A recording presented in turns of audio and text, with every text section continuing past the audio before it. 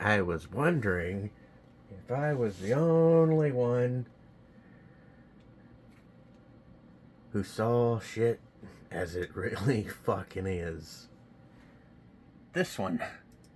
Not many people know this, but in the 1990s, there was a conspiracy theorist with a public access show where he ranted about crazy crackpot theories every single day, and nobody took him seriously. But then after he died, it turned out he was right about everything. In the late 80s and throughout the 1990s, there was a man named Clay Tiffany who had a public access TV show called Dirge of the Charlatans. Clay Tiffany with this show called Dirge of the Charlatans. Looks like I'm just doing the same damn shit. You know what this shows me? Obvious and first, nothing that anyone does is unique or novel. It's already been done before. Next, this shit's been going on for so fucking long. And it's not just the comedians pointing it out and being laughed at. One dude actually made a public access show. Why haven't I heard of this dude before?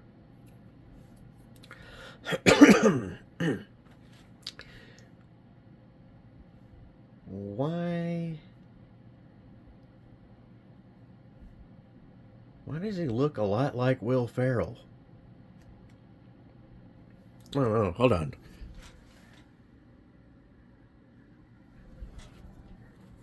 Why does he look a lot like Will Ferrell? Anyway, this clip this dude's doing, Treehouse Detective. Yeah, that's the channel. Here, I'll show you. There you go. This clip this guy's doing, he explains how things went down. And it was only after the dude died that they found out later that he was right.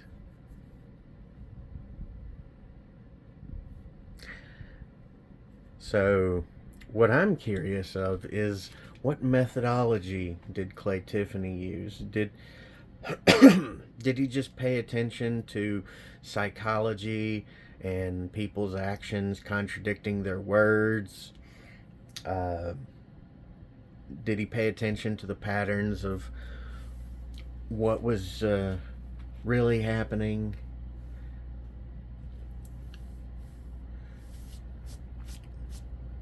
Did he follow the money trail? Did he hire investigators? Or did he just have a really good knack for psychology without going to college for it? Because you can develop skills without being trained. Takes a bit longer, and you'll make a lot of more mistakes along the way, but you'll get there, and you'll have more solid fundamental knowledge than going to college.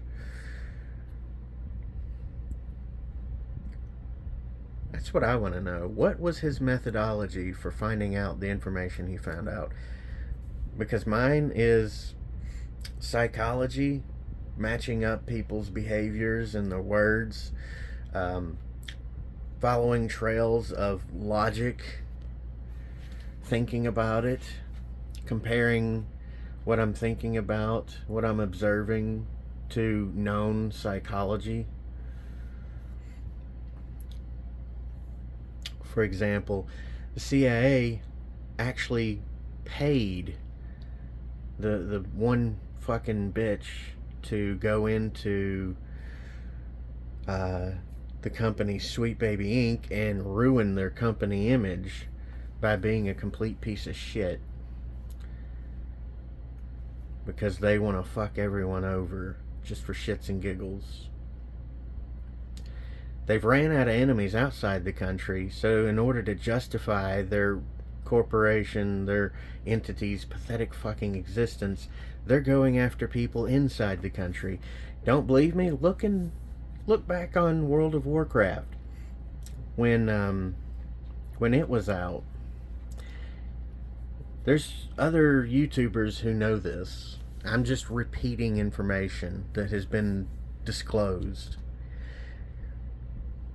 2 sting operation cells that didn't know about each other were going back and forth in World of Warcraft, trying to antagonize each other into committing crimes.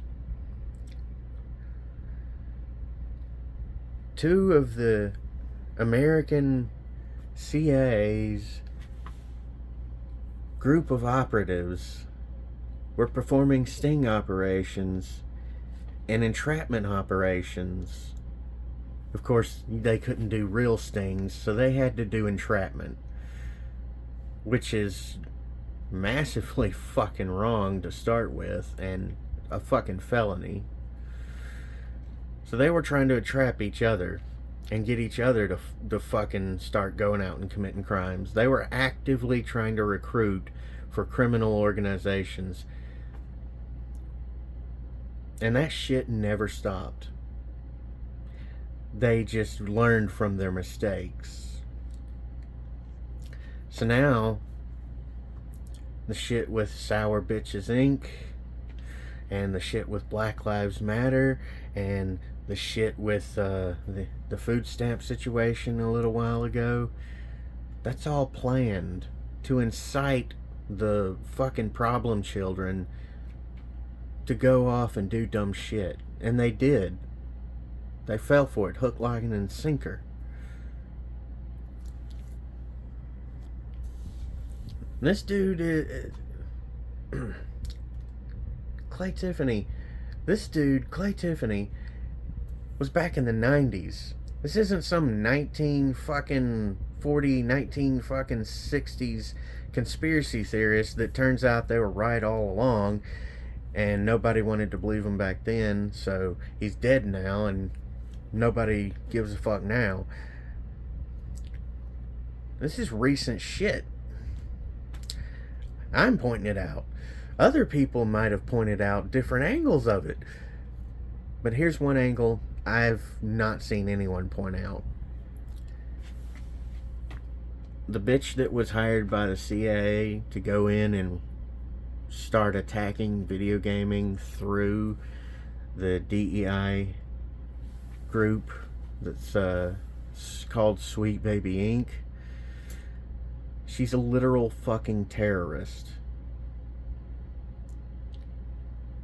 I don't remember the exact words she used, but it was something along the lines of make them afraid of the consequences. Make them afraid. Yeah, making someone afraid of something is control through fear. Literally terrorism. And America does that constantly. You're afraid of being arrested? Congratulations, you're being terrorized. That's your local police department terrorizing you.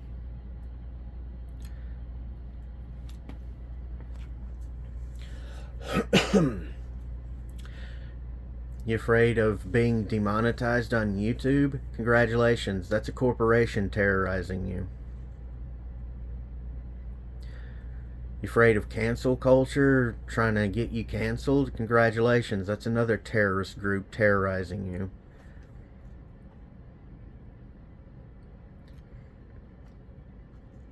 It's that fucking simple. America is built on terrorism. It always has been. It always will be until it's destroyed.